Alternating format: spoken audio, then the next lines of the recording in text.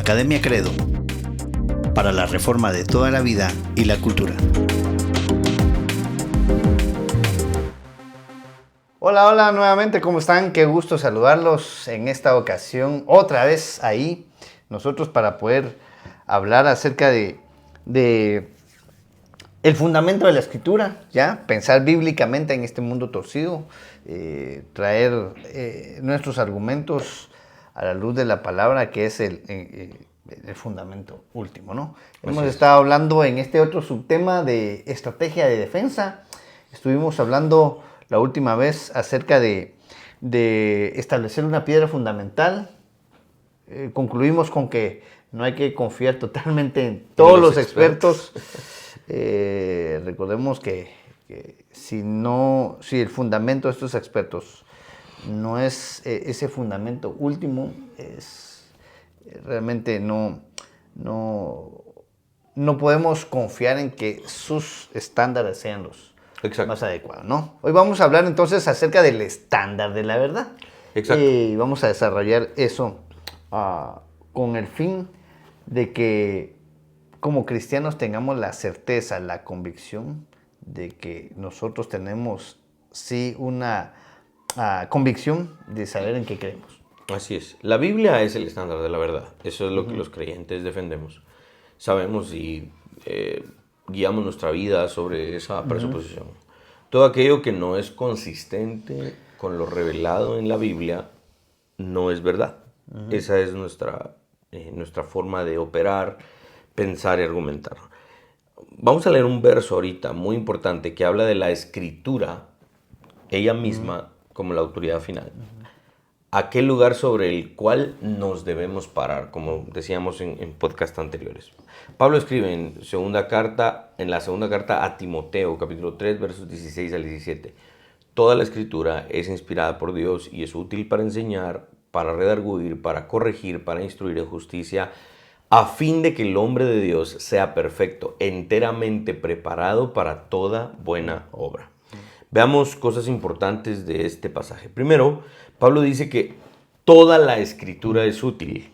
Cuando Pablo escribió esto, aún no existía lo que hoy llamamos el Nuevo Testamento, ¿no? Los creyentes no solo debiesen leer el Nuevo Testamento, sino toda la Biblia debiese ser conocida y estudiada por los creyentes. Es por esto que hermenéuticamente defendemos que el Nuevo Testamento debe leerse a la luz del Antiguo Testamento. Es prohibido para un creyente leer el Nuevo Testamento sin los lentes del Antiguo Testamento, ¿sí? Toda la Escritura es útil para obtener sabiduría que nos lleva al entendimiento de la salvación, para instruirnos en justicia, corrección, reprensión y para redarguirnos, ¿no? Del pecado y todo lo demás. La Escritura confronta nuestro pecado, nos guía a Cristo, nos revela el carácter de Dios. Es esto lo que debiese ser nuestro objetivo a la hora de estudiar la Biblia, conocer a Dios, ¿sí? Hay un libro un tanto extenso, pero bien importante. Ese libro se llama El conocimiento del Dios Santo. Es básicamente un curso de teología propia, escrito por J.I. Packer. Pues finalmente él concluye en esto.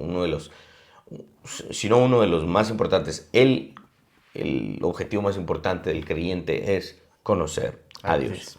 Segundo, Pablo nos enseña que la Biblia, la Escritura, tiene estas características porque es inspirada por Dios mismo. La Biblia escrita es el producto del soplo de Dios, ¿sí? Dios sopló cada palabra de la Biblia. Claro que fueron hombres los que la escribieron. La Biblia fue escrita por hombres, pero no lo hicieron de su propia invención, ¿sí? No lo hicieron de su propia voluntad, sino que dice el Nuevo Testamento, la segunda carta de Pedro, capítulo 1, 21, que estos hombres fueron inspirados, fueron llevados o cargados por el Espíritu de Dios para que escribieran. Hay teólogos que definen esto como la Biblia un libro de dos autores en algún punto. En primera instancia, el Espíritu de Dios que inspira, pero en segunda instancia, los hombres que inspirados por el Espíritu ejecutan esto, escriben, ¿no? Esto significa que las meras palabras de Dios están registradas en las páginas de la Biblia. ¿Cuán maravilloso es eso? Eso es algo que los creyentes debemos entender y regocijarnos en ello, maravillarnos en ello. Son realmente ingratos todos aquellos que rehúsan escuchar la palabra del Creador, quien habló a su creación, nos habló a nosotros por su gracia y su misericordia a través de hombres, y hoy se registra en las páginas de la Escritura. Así es. Sí, este fin de semana que pasó, me enrolé en un cierto debate, corto realmente, con una persona que argumentaba que era cristiano, pero solo del Nuevo Testamento. Entonces, sí, pero como es el diablo, dije yo, porque en el momento en que íbamos, precisamente le iba a citar este versículo de Pablo a Timoteo, donde toda la Escritura, y cuando Pablo dice eso, obviamente él solo tenía el Antiguo Testamento. Se va la luz, no sé qué pasó, se fue la luz y el tema, híjole, se fue la luz y ya no logramos terminar la conversación con esta persona, pero creo que sí debemos de tener bien claro que la totalidad de la Escritura es importante para nosotros, y confiar en que es la palabra misma de Dios, ese Dios infinito, sublime, autoritativo, ese Dios que decidió revelarse a través de la Escritura, y recordar que la Escritura tiene las características de la naturaleza de Dios mismo. No son escritos caprichosos de un Dios malvado y perverso que solo por quererle hacer el daño a los hombres escribió eso. Es un argumento que regularmente utilizan algunos enemigos de la fe. Como que Dios estaba enojado con la creación y le puso mandamientos para hostigarlo, ¿no? Exacto. Y no es eso. La Escritura no son esas leyes caprichosas de este Dios malvado y perverso para hostigar a los seres humanos. Es todo lo contrario. Es la revelación en última instancia de su ser mismo, ¿no? De su esencia, para el beneficio de nosotros, sí, sus criaturas. Es por su gracia y su misericordia que hoy tenemos esa Escritura y confiar en ella. Recordemos que Dios se ha revelado en las obras de la creación. Romanos 1 nos habla de que Dios se reveló en las cosas creadas. Podemos en alguna medida ver que Dios existe porque Él creó la creación. La segunda forma en la que Dios se reveló es lo que llamamos una revelación especial. Bueno, el tema de la creación es lo que algunos llaman la revelación natural. Esta es la revelación especial, las páginas de la Escritura, pero la revelación definitiva y absoluta de Dios es la persona de Cristo, ¿no? Sí. Él es la imagen del Dios invisible, dice la carta a los Hebreos. Y también lo dice los Colosenses, ¿no? Que Él es la imagen del Dios invisible. Esa es la revelación última de Dios, es Dios hecho carne, ¿no? Finalmente, Pablo dice que la Escritura es para equipar a los creyentes para toda buena obra. Esto significa para el todo de la vida. Desde cómo criar a nuestros hijos, cómo tratar a nuestros vecinos, cómo administrar nuestro dinero, sobre las mejores leyes y las leyes que no debiesen ser impuestas, qué tipo de crímenes un gobierno debiese castigar, qué castigos son los mejores, entre muchas otras cosas. Ahora, debido a que la Biblia es nuestro estándar último para la verdad, no existe nada más importante en apologética que un conocimiento exhaustivo de la Biblia, ¿sí? Un apologista debe conocer aquello que está defendiendo antes de defenderlo efectivamente, claro. ¿Sí? Por lo tanto, la parte más importante de nuestra preparación es leer, estudiar, meditar profundamente, escudriñar las Escrituras. Aquí es donde los presuposicionalistas tenemos una diferencia en nuestras metodologías, ¿no? hay apologistas que dicen, si estás defendiendo el cristianismo, no puedes utilizar la Biblia, porque no puedes utilizar aquello que estás defendiendo. ¿Verdad? Y ya hemos hablado en otras instancias acerca de esto. La fe cristiana no necesita nuestra defensa en el sentido de que ella es indefensa y necesita de nuestro intelecto. No, la fe cristiana no necesita nuestra defensa en ese sentido, sino que lo único que nosotros hacemos, nuestro trabajo, es presentar la consistencia de esa fe.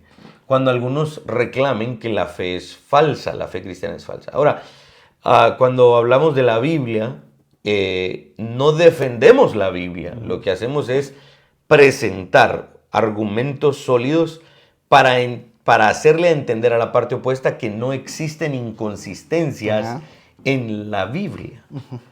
¿Pero qué usamos para eso? La Biblia misma, ¿sí? Entonces no caigan en el error de que la Biblia no debe ser utilizada en el campo apologético. Al contrario, es nuestra base y es nuestra fuente principal de argumentación.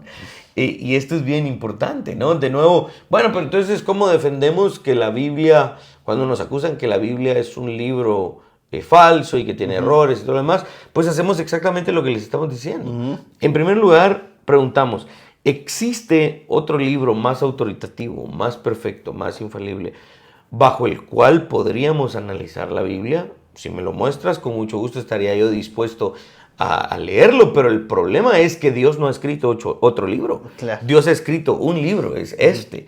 Y este libro al que nosotros nos debemos y el libro que debemos conocer. Claro. Conocer claro. mejor. Es tan importante lo que estás diciendo, es conocerlo, estudiarlo, porque otra vez vamos a repetir esto, la Biblia no necesita de nosotros para salir ella tiene vida propia. Claro, ella no necesita de nosotros, hermanos, y nuestras argumentaciones para salir ganando en un debate y demostrar que es verdad. Y precisamente eso nos lleva a este otro pequeño subtema, donde lo que estamos tratando de nosotros es de demostrar la consistencia de nuestra fe cristiana. Exacto. Y tratar argumentos eminentemente bíblicos para saber que la Biblia es verdad. No necesita de nosotros Dios, ni la Escritura, ni la fe para que sean verdad. Solo somos llamados a ser testigos de esto, ¿no? Defendemos la autoridad de las Escrituras por medio de defender su consistencia. Siempre debemos defender la fe cristiana argumentando con el entendimiento de que la Biblia es verdad. La Biblia es verdad no es algo que nosotros hemos de alcanzar después de nuestra argumentación. La Biblia es verdad es una frase y una declaración que asumimos, sobre la cual nos paramos para hacer todo lo demás. ¿Sí? No podemos aceptar los estándares de verdad propuestos por los incrédulos, porque ya sabemos que estos provienen de su necedad. ¿Sí? Incluso cuando no estamos citando la Biblia directamente, debiésemos estar operando dentro de la cosmovisión bíblica. Los incrédulos no aceptan la autoridad de la Biblia y generalmente nos preguntan, ¿cómo sabemos si la Biblia es verdad? Y generalmente muchos creyentes apuntan a las evidencias arqueológicas, a las evidencias históricas para corroborar la Biblia. Otros argumentan que la visión bíblica del mundo corresponde a nuestra experiencia del mundo. Otros señalan que los escritores bíblicos estaban locos, que eran malvados, o estaban diciendo la verdad, y que debido a la evidencia que tenemos, es más probable que los escritores bíblicos estuviesen diciendo la verdad. Pero veamos una manera de responder a este cuestionamiento que es consistente con la misma Biblia, y esto lo vamos a aclarar más en el siguiente podcast, pero vamos a dejar por lo menos esta base. Van a escuchar a grandes apologistas, grandes hermanos en Cristo que yo respeto mucho, de verdad, que utilizan este lenguaje. Lo que pasa es que cuando vamos a las fechas en donde fueron escritos estos documentos, tenemos suficiente evidencia y tenemos suficiente razón para creer que la Biblia es verdad. Entonces, muchos de estos hermanos defienden la veracidad de las Escrituras por medio de probabilidades. Es más probable que sí que no. Entonces, como es más probable que sí, la Biblia es verdad. Pero este es un problema. La Biblia no habla de probabilidades, la Biblia habla de certeza Claro. absoluta, de perfección. Y vamos a desarrollar esto más en el próximo podcast, pero la pregunta sigue siendo la misma. ¿Qué tenemos en nuestras manos para retar la Biblia? Garinor decía, no puedes retar algo con nada. Y este es el problema. La humanidad no tiene nada en sí misma para presentar una objeción a la palabra de Dios.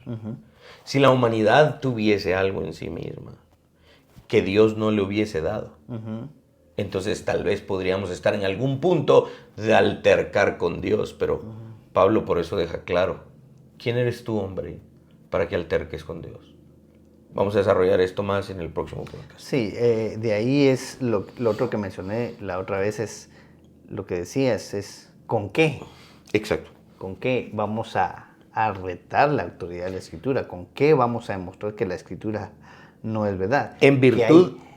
¿Qué hay más alto que? En virtud de esa imposibilidad que estás hablando, la Biblia es verdad. Claro, la Biblia es el estándar de la verdad última, hermanos, y no debemos dudar de eso. El reto que regularmente se nos hace, demostrarme que Dios existe sin utilizar la Biblia. Ha sido común en algún sentido, pero no me traigas la Biblia, pero no me saques la Biblia.